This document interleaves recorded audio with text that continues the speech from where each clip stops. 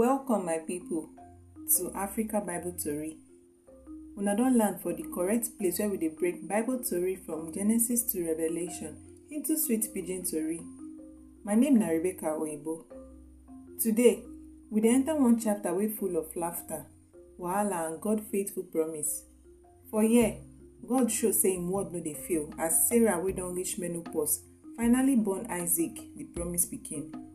But as joy dey, drama no dey foul.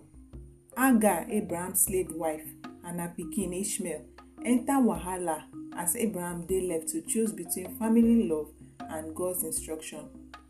Na one chapter wey go make you remember say God no dey fail im promise. So balance well, make we waka enter the tori. Title: Isaac the Miraku Pikin, for Genesis chapter 21.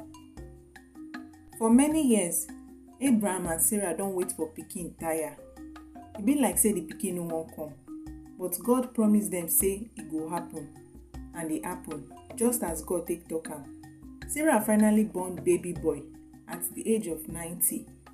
Dem name the pikin Isaac, wey mean laughter, because the matter funny well no be small. Sarah don old, but she still born. Sarah just dey laugh say, "Chai, who go think say I go still born for this my age? God don make me laugh, and anybody wey hear this story go follow me laugh." Abraham too don reach 100 years when Sarah born pikin for am. When the pikin don reach 8 days, Abraham circumcise am just as God command am make e do. Abraham sef no carry last. E do big ceremony the day wey dem stop Isaac breast. People come chop, dance and celebrate, na so the joy take full everywhere. Now, make we no forget say before Isaac come, Abraham don already get one pikin, Ishmael, wey Hagar, Sarah maid, born for am. As Isaac dey grow, wahala begin dey show small. One day, Sarah catch Ishmael, the slave pikin, dey laugh Isaac anyhow. She vex say the boy dey make fun of her pikin.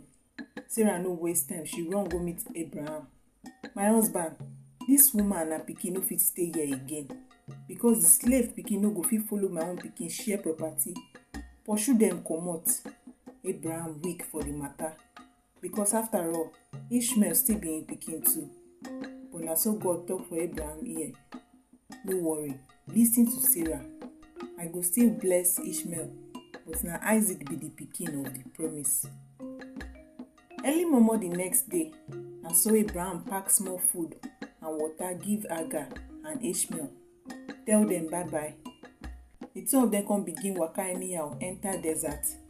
After them waka for long time, the water finish and sun come begin roast them like plantain. Hagar see say wahala don dey. She come put Ishmael under one small tree, come waka go fast small, sit down, come begin cry, because she no wan see her pikin die. But as Ishmael dey cry, God hear am. And so angel of God appear, come tell Hagar say, "Woman, wetin happen? No cry again. God don hear the boy voice from heaven." God come open Hagar eye. She see one well wey get water, and so she run go fetch, drink, come give her pikin drink too. And dem survive. God bless Ishmael, and the boy grow turn to strong warrior.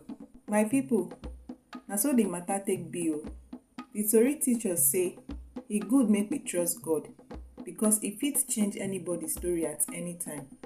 God dey faithful to im promise, even when e be like say e don too late. God go still do wetin e talk.